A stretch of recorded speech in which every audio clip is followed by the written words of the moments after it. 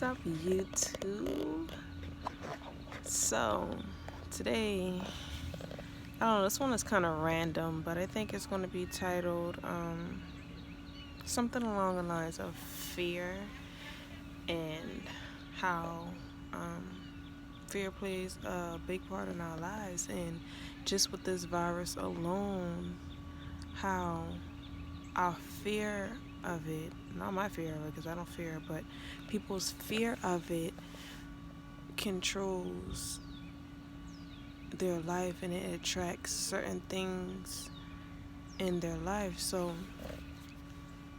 if you have fear of this virus that's going around, don't watch videos, don't watch the news, don't watch anything that you know is going to trigger that fear.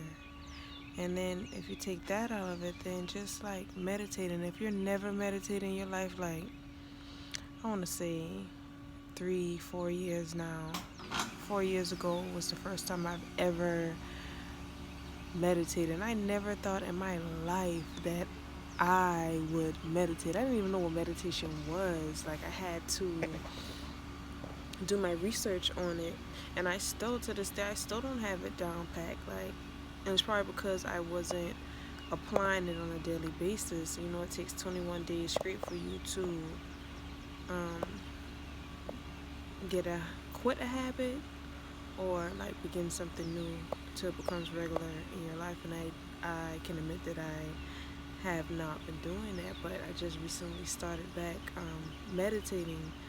But to erase the fear from your life, fear from your mind, like, you really have to do it because it plays an important role in our lives. And that's with everything, like the fear of money.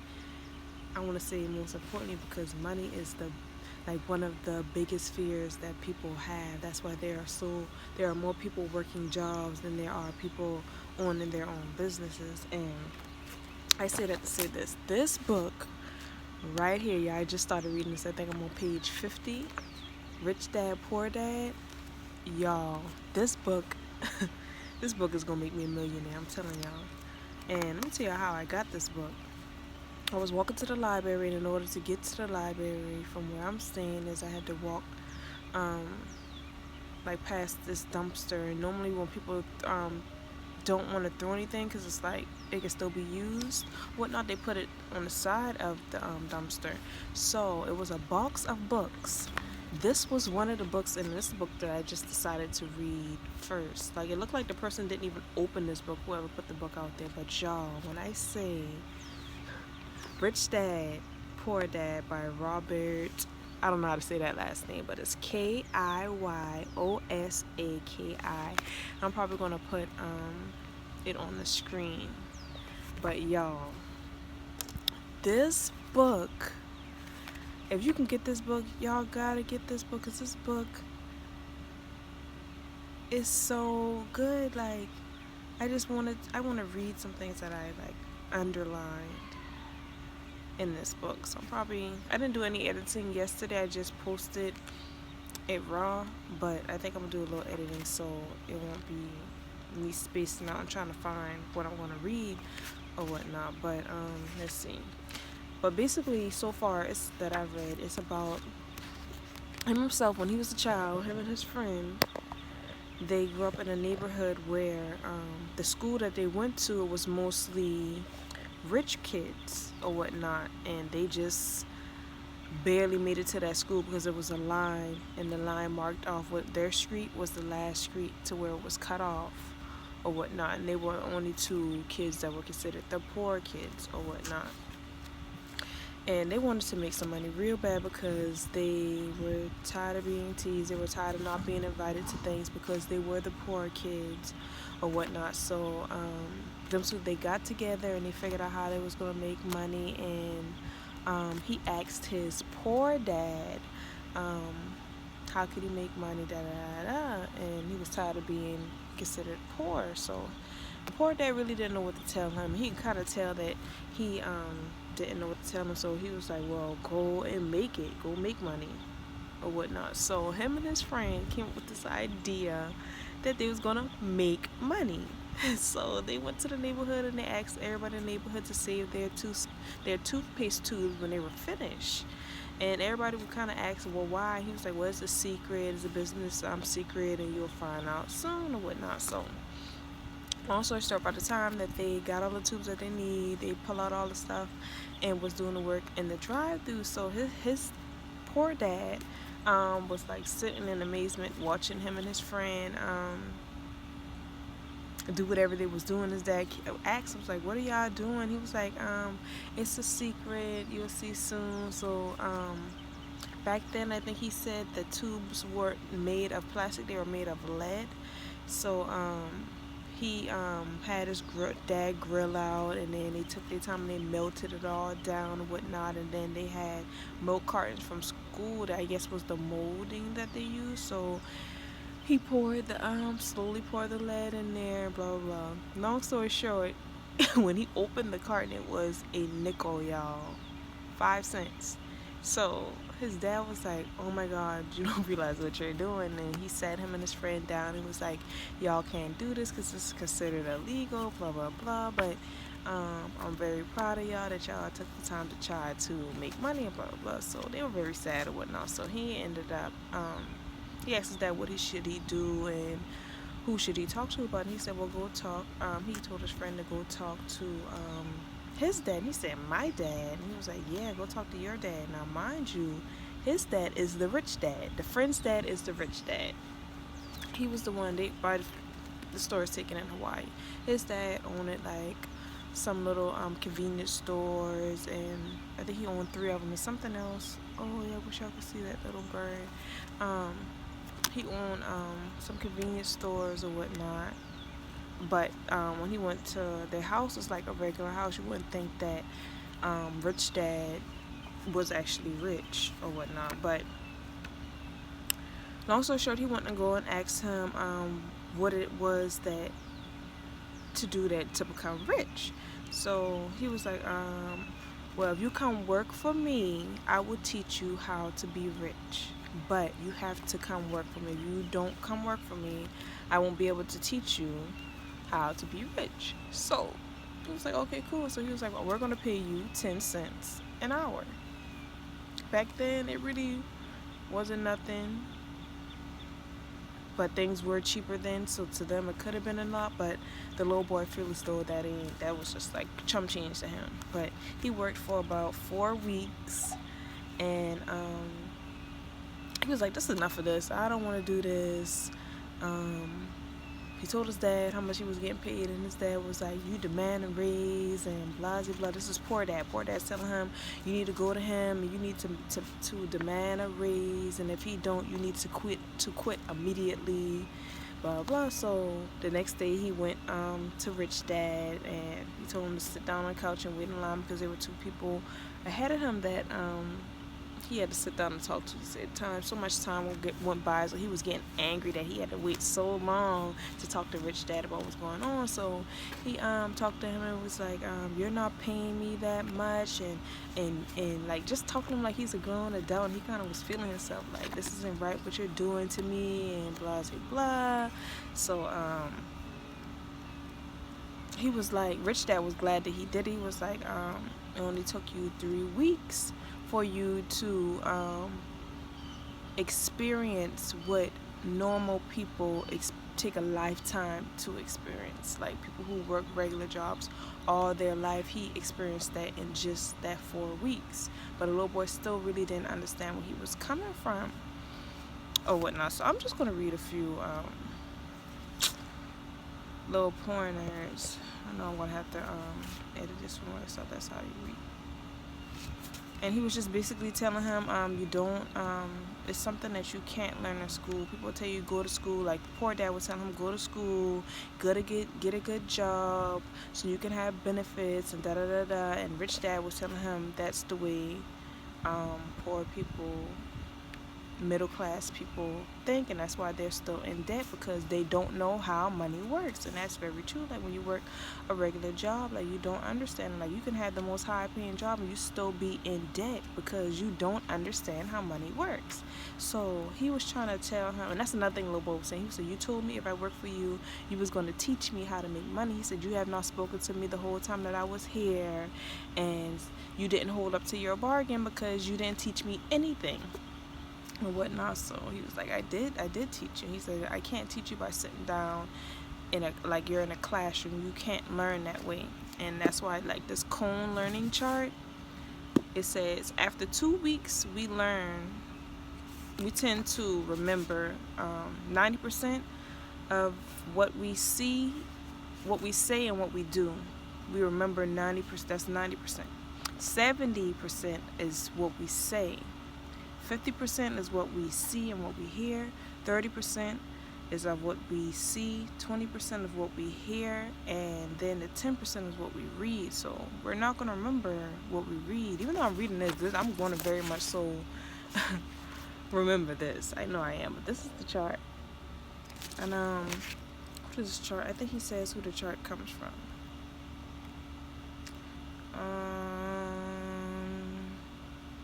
I don't know. I probably inserted in the video or whatnot.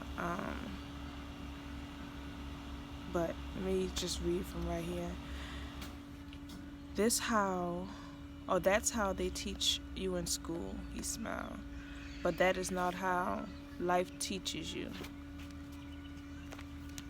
That's not how what life teach you. And I would say that life is the best teacher of all.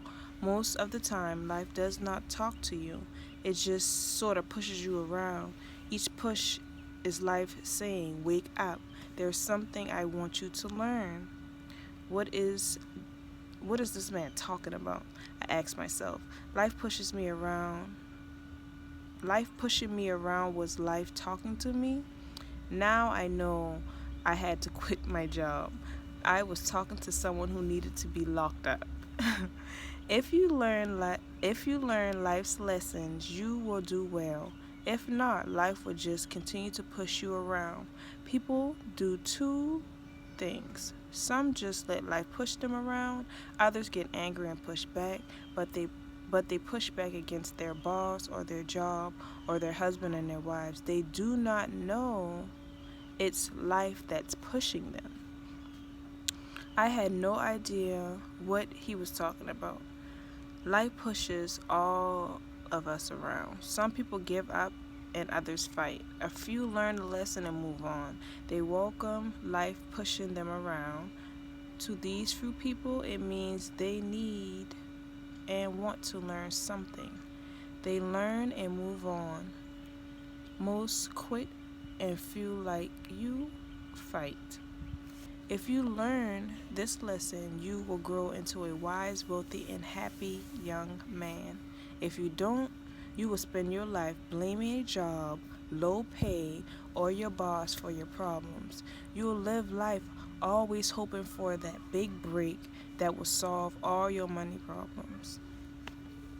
Rich Dad looked over to me to see if I was still listening. I'm gonna skip that. Deep down, you were terrified of taking risks. You really wanted to win, but the fear of losing was greater than the excitement of winning. Deep inside you, and only you will know, you didn't go for it. You chose to play it safe. And then he has these little inserts. I guess these little key points, and it says 20 years ago today, life as a teacher millenniums are learning the hard facts of life. Jobs are harder to find. Robots are replacing workers by the millions. Learning by making mistakes through trial and error is more and more important. Book learning is proving to be less valuable in the real world. No longer does a college education guarantee a job, which is very true. And this other little insert he put, 20 years ago today, change what you can. I've learned the truth and wisdom in Rich Dad's words. So much of life is out of our control. I've learned to focus on what I do have control over, myself. And if things must change, first I must change. And it says most people want someone else in the world to change but themselves. Let me tell you, it's easy to change yourself than everyone else. Most people want everyone else in the world to change but themselves. Let me tell you, it's easier to change yourself than everyone else. Very true. So it's like you can't blame other people for the situation you're in. You can't blame people for the job that you choose to work or the choice that you decide to go to college and there's no job out there. You can't blame nobody but yourself for that. Like, you can't blame the government and say it's the government. Like, you have to educate yourself on how to get money to work for you and not you working for money. That's the key. That's what I've learned so far with reading this book. Like, y'all, it's so many parts, and I just don't want to spend the whole time reading like key points in this book, but it's just so good. Like, y'all have no idea.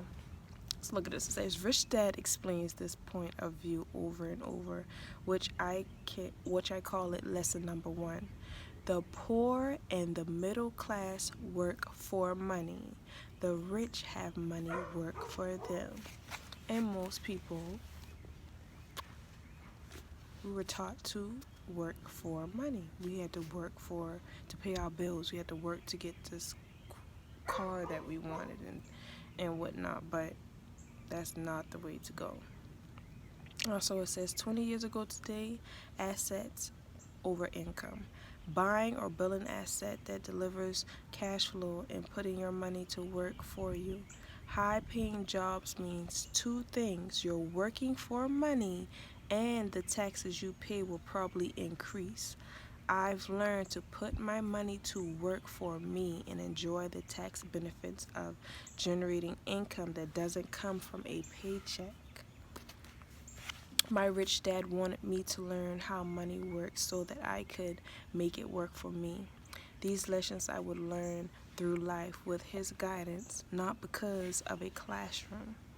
So, I'm not telling people who don't want to go to college or not to go to school and school is for fools or whatnot, but while you're doing that, take the time to learn how money actually works if you want to keep that flow of money coming in, if you don't want to be in debt, and if you don't want to be going around blaming your boss for the little pay that you have, or end up going to college and not having a job for the training that you receive or the education that you receive. Like, in the midst of you learning that trade, learn how money works, so you're not going to work for somebody, but you're building something for people to work for you.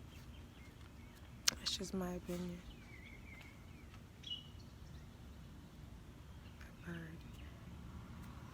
You see, true learning takes energy, passion, and burning desire. Anger is a big part of that formula, for passion is anger and love combined. When it comes to money, most people want to play it safe and feel secure, so passion does not direct them. Fear does.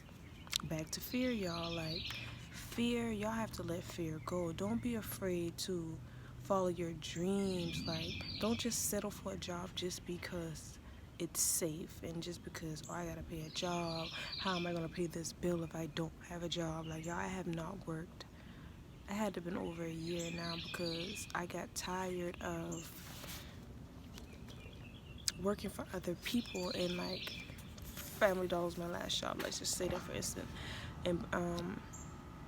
And at the end of the day, you count how much money you made for the day, and I was like, man, they make all this money and we get paid this little bit of money. Ain't no way in this world I can't do this. I got frustrated. So me leaving the job, I think I attracted that to me because I didn't just leave on my own. I think in my last video I stated how I ended up telling my sister my goals, and I think she kind of got a little jealous of what I had planned, because I really did save up my money and I was planning to leave the job. So she took it upon herself and she made up this. That's a whole nother story, but I ended up not being able to work because I didn't have a babysitter, and I just never went back to working a regular job. But I'm not telling nobody to quit their job either, but don't be afraid to leave that job. Don't be afraid to follow your dreams or start to build your own business. Don't be afraid to do that. Like, I'm still working on it. I may not have